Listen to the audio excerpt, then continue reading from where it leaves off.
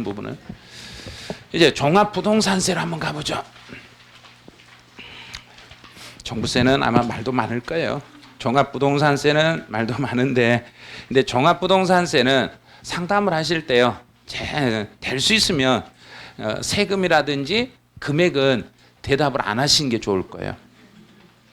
종합부동산세 같은 경우는 금액을 대답해 버리시면 너무 커가지고 너무 금액이 세니까 거래를 안 하시려고 많이 할 거예요. 그래서 종합부동산세에서 이제 세액공제라는 거, 요거 세액공제라는 것은 어떻게든지 세액공제라는 거 설명을 해줘야 우리가 유리한가요? 안 해줘야 유리한가요? 해줘야 유리하는 거예요. 이렇게 공제를 받으실 수 있는데, 이렇게 공제를 받을 수 있는데 이 정도 돼요 하고 알려주셔야 돼요. 그러면 공제가 받으려면 1세대 1주택자만 돼요. 1세대 1주택자만.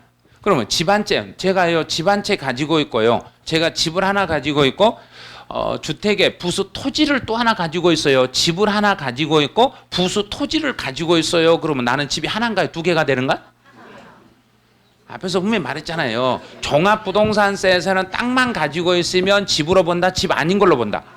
아닌 걸로 본다. 그러면 집 하나를 가지고 있고 땅 하나를 가지고 있으면 주택에 부수 토지를 가지고 있어도 이 사람은 세액공제 못 받는다고 상담해야 된가? 받을 수 있어요? 상담해야 된가?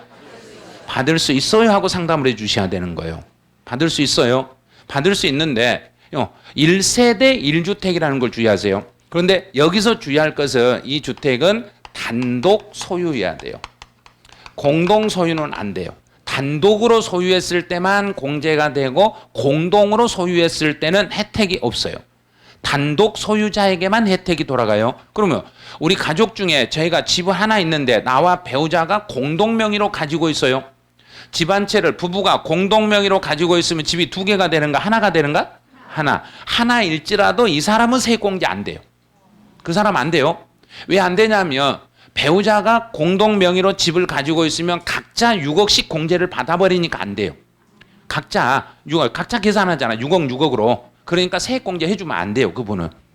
그래서 단독 소유자에게만 세액공제를 해드리는데 얼마까지 해줘요? 그랬더니 연령에 따라서 공제도 해주고요, 보유 기간에 따라서도 해주고요. 이렇게 막 보유 공제해 주는 거 막 크게 말이 안 돼요. 연령에 따라서도 해줄 수 있어요. 기간에 따라서 할 수 있어요. 그런데요, 무려 80%까지나 해줘요. 원래는 작년까지는 70인데 올해부터는 이제 80으로 늘어나요. 80%까지 해드릴 수 있어요. 그래요. 이렇게나 많아요. 그러면 네, 엄청나요. 80%까지요. 단 하나만 가지고 있으면요. 두 개 있으면 안 됩니다. 그래요. 그래서 1세대 1주택자인 경우에는 최대 80%까지 공제 혜택을 드리는데, 그러면 그러면 연령에 따라서 얼마나 나이가 많으면 빼줘요? 그랬더니 60에서 65세 미만이었을 때는 옛날엔 10%가 이제 20%로 바뀌어요. 60에서 65세 미만인 분이 집 한 채를 가지고 계시면 20%, 65에서 70이면 30%, 70 넘으시면 40%입니다. 그럼 이제 얼른 이제 그 나이대가 몇 세 정도 됐는지 확인해가지고 몇 프로까지는 받을 수 있겠네요 하고 이렇게 말해드려야 돼요. 그다음에 이제 보유 기간에 따라서 5년에서 10년 미만 보유했으면 20%, 15년 미만이면 40%, 15년 이상이면 50%입니다. 그러면 아니요, 제가요 나이가 75세인데요. 제가 이 집을 한 30년 정도 제가 보유를 했는데, 그럼 저는 몇 프로 정도 돼요? 그러면 좀 오래 가지고 계셨네요. 그러면 75세니까 이제 얼른 잘 안 되면 옆에를 딱 보여드려야 돼요. 자, 직접 보여드려야 돼요. 70 넘으셨으니까 40%만큼 공제 받을 수 있으시고요. 그다음에 또 보유 기간이 15년이 넘으셨으니까 50%를 받으실 수 있어요. 그래서 토탈 80이에요. 그러면 아니 지금 뭔 소리 하시는 거예요? 아니 왜 여기서 10% 깎아버리고 그러신가요? 이렇게 한도가 80밖에 안 돼요. 그래야 돼요. 이때는 여기 한도가 80이랑 여기서 한도가 80이라는 설명할 때 목에 힘줘야 되는가? 좀 약하게 해야 되는가? 약하게. 그렇죠. 살짝 내리면서 여기 설명할 때는 목에 힘주고 여기 할 때는 조금 낮추게. 그래서 납세자에게 불리하게 될 때는 낮추고 납세자에게 유리할 때는 높이고 이렇게 상담을 하셔야 돼요. 그렇게 하시면 그러면 왜 이렇게 한대요? 그러면 그거 너무 일방적으로 너무 많은 걸 방지하기 위해서 한 2년 전부터 한도 두고 있어요. 이렇게 예전에는 한도 없었는데 한 2년 전부터 한도를 둬가지고 조금 제한은 하고 있어요. 이런 식으로 그때 목소리를 약간 낮추셔야 돼요. 예? 그리고 보충 설명하면 안 돼요. 절대 납세자에게 불리한 것들은 보충 설명하시면 안 돼요. 한마디 좀 약하게 말하고 그냥 싹 얼른 지나가 버려야 돼요. 그렇게 하셔야만 상담이 돼요. 자, 그러면 이제 지나가 버렸어요, 벌써요. 그런데 이제 여기서 보유기간을 산정할 때 이거를 잘 모르신 분이 있더라고요. 이거 조금 달라요. 양도소득세 계산하고 조금 달라요. 보유기간을 계산할 때 이제 소실이나 집이 무너지거나 노후 등으로 인하여 멸실되어 재건축, 재개발하는 주택에 대해서는 자, 그럼 이제 이 경우에 보유기간을 이렇게 이제 한번 연습해 볼게요. 처음에 주택을 취득했어요. 자, 주택을 취득했어요. 그런데 여기서 이제 소실 불타가지고 내 집이 멸실이 됐어요. 자, 멸실이 됐어요. 멸실이 되고 나중에 이제 공사를 여기서 이제 재건축 공사를 해요. 자, 이제 재건축 공사를 해서 공사 기간이 있는데 재건축 공사 기간이 끝났어요. 이제 완료돼가지고 계속 보유를 하고 있어 이렇게. 자, 계속 보유하고 있네요. 이 경우에 보유 기간을 이제 두 개로 나눠 볼게요. 먼저 종합부동산세에서 보유 기간별 공제를 받을 때와 두 번째 양도소득세에서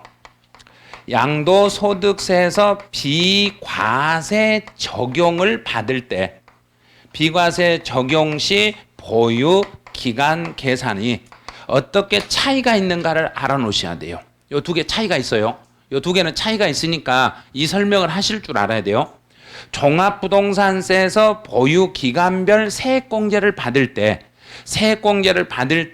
요 기간의 보유 기간 계산은 그러면 보유 기간은 어디서부터 돼요? 그러면 이제 볼게요. 이 경우는 멸실된 주택을 취득한 날부터 보유 기간을 계산합니다. 그랬어요. 멸실된 주택을 취득한 날로부터 계산합니다. 그러면 자, 그럼 이제 제가 여기다가 이제 숫자로 표시해 볼게요.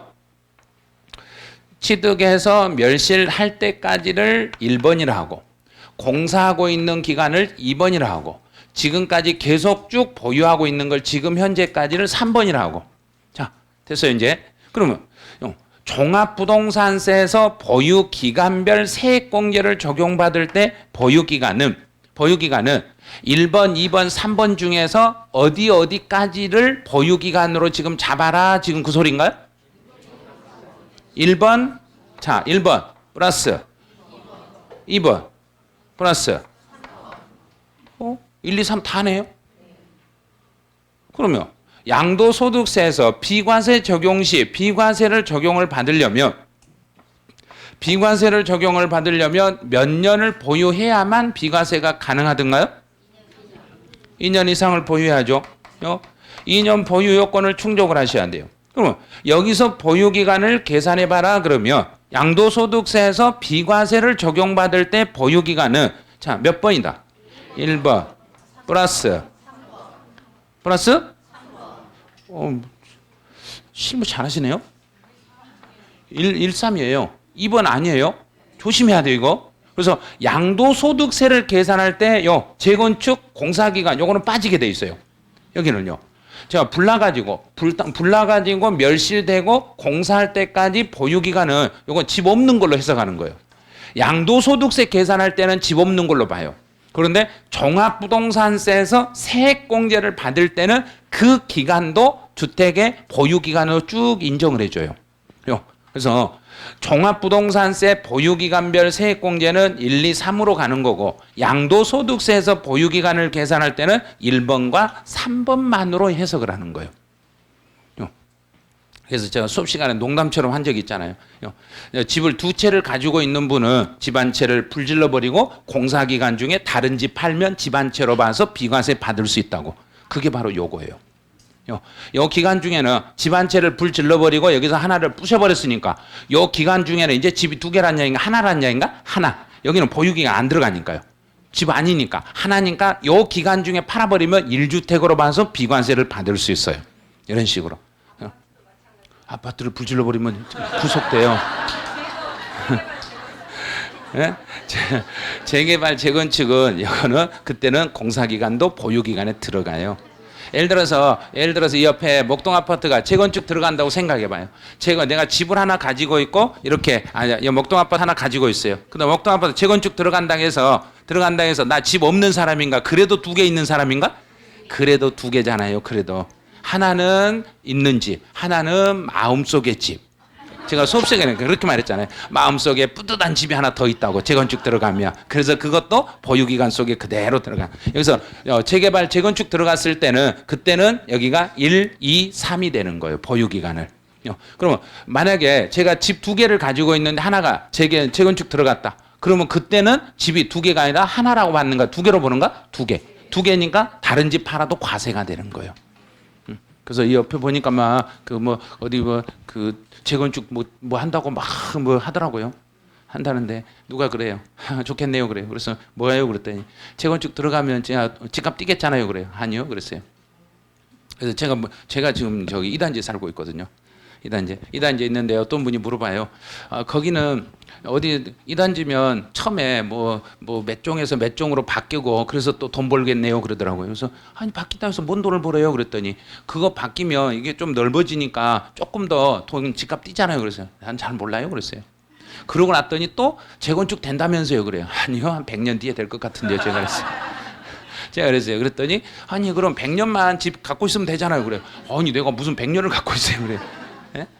그래서 지금도 저건 재개발하면 안 될 것 같은데 왜 한다는지 모르겠어요. 막 그러더라고요. 그래서 저도 잘 몰라요. 그랬어요. 저는 거기서 살고 있으면서도 왜 거기 있는지는 제가 학원 다니기 편해서 있거든요. 양쪽 왔다 갔다 하기가 편하거든요. 그 중간 이쪽이. 그래서 요런 경우는 종합부동산세하고 양도소득세 차이가 있으니까 차이가 있는 것만 요것만 주의를 하시고 그다음에 이제 니은번이요. 배우자로부터 상속받은 주택에 대해서는 피상속인이 취득한 날로부터 보유기간을 계산합니다. 요거는 배우자로부터 상속받은 거예요. 앞에가 누구로부터 받은 것만인가요? 배우자예요. 배우자로부터 상속받은 무조건 다 상속이 아니에요. 배우자로부터 상속받은 것은 그 사망한 배우자가 취득한 날로부터 보유기간을 계산해서 세액공제를 해주는 거예요. 그런데 배우자가 아닌 부모로부터 상속받은 것은 상속 개시일로부터 판단하는 거예요.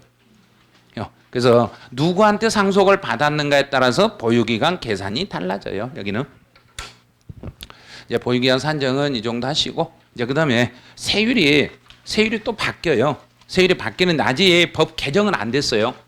법은 아직 통과는 안 됐어요. 근데 종합부동산세 세율을 0.1% 포인트를 인상하는 거예요. 그럼 포인트를 하겠으니까 위로 쑥 올라가 버린 거예요. 그러면 지금 혹시 주택은 일반적인 주택이에요. 일반적인 주택은 몇 프로에서 몇 프로인지 혹시 아신가요? 책이 써졌어요. 써졌잖아요. 0.5에서 2.7이에요. 0.5에서 2.7이에요. 그런데 바로 오른쪽 보면 개정해가 나오죠. 이제 0.6에서 3%로 바뀌어요. 그러면 가만히 있어도 세율이 올라갔으니까 이제 올 연말에 12월 달에 종부세 가만히 있겠는가 올라가겠는가? 올라가요. 가만히 있어도 이렇게 올라가요. 제가 가만히 있었는데 제가 붕 뜨네요. 아니 제가 왜 붕 뜬지 몰랐더니 밑에서 막 바람을 넣고 있네요. 나는 가만히 있는데 그러니까 계속 붕 떠요. 종부세 더 나와요. 근데 이것만 더 나오는 게 아니라 하나 더 있어요. 자, 또 봐요. 조정 대상 지역의 2주택자. 작년까지는 조정 대상 지역의 집을 두 개를 가지고 있으면 100분의 200이라고 해서 두 배로만 세금을 더 물렸어요. 근데 올해부터는 세 배로 넘어가요. 그러면 제가 예를 들어서 서울에 집을 두 개를 가진 사람이 이번 연도에 100만 원 세금을 냈다. 그러면 내년에는 올해 12월 달에 한 150만 원 정도 세금을 내셔야 돼요. 과세 표준 공시가격 올라갈 거고 올해 공시가격 올라갈 거고 그다음에 세율 올라가죠. 또 세부담의 상한율 또 올라가죠. 그러니까 작년 대비 2배 정도는 더 나온다고 보셔야 돼요. 네, 예전에는 작년 이제 우리 2019년에 냈던 것은 그 전에 비해서 3배가 더 나왔어요. 근데 이번에는 아마 1.5배 정도 아마 더 나오게 되실 거예요. 그래서 한시적으로 올 연말 6월 1일 이전에 집을 팔아라. 팔면 그분들에게는 혜택을 드리겠다. 그리고 양도소득세에서 이제 약간 바뀐 게 있긴 있어요. 그런데 그것도 장기 보유한 집만. 몇 년 넘은 집만 그랬는가? 10년 넘은 집만. 그러면 10년 안 됐는데 나는 어떻게 하라고? 그냥 세금 내시면 돼요. 이렇게 대답을 했어요. 아니 그거 말도 안 되는 거 아니냐. 뭐 누구든지 풀어줘야 되지 않냐 그랬더니 10년 넘은 것만 그건 안 돼요 그랬어요. 10년 넘은 것만 이렇게 대답을 했어요. 그래서 종합부동산세는 이 정도만 지금 개정이 돼요. 여기까지만 개정이 돼도 작년 대비 세금이 많이 올라간다는 걸 알으셔야 돼요. 많이 올라가는데 혹시 누군가가 집을 보러 오시면 혹시 작년보다 종부세를 이렇게나 많이 내는데 집 꼭 사실래요? 이렇게 대답을 해, 이렇게 말을 해줘야 되는가? 그냥 모른 척 해야 되는가? 그러면서 어떻게 대답하냐면 종부세 많이 올라간다면서요? 그러면 아직 법 개정된 것 없어요? 그러면 돼요. 아직 개정 안 됐어요. 아직 안 됐어요. 이번 달 임시국회에서 아마 개정이 될 거예요. 근데 아직 개정이 안 됐으면 절대 말하시면 안 돼요. 그리고 이거 개정 안 됐어요. 개정되더라도 시행 날짜를 봐야 되니까 올해 아니라 내년부터 갈지 어떻게 갈지는 아무도 몰라요. 그래야 돼요. 그렇게 해서 살짝 빠져나가셔야 돼요. 이거를 예를 들어서 집 2개가 있으면 3배만큼 더 나오고요. 세율이 작년보다 1%포인트씩 올라간다는데요.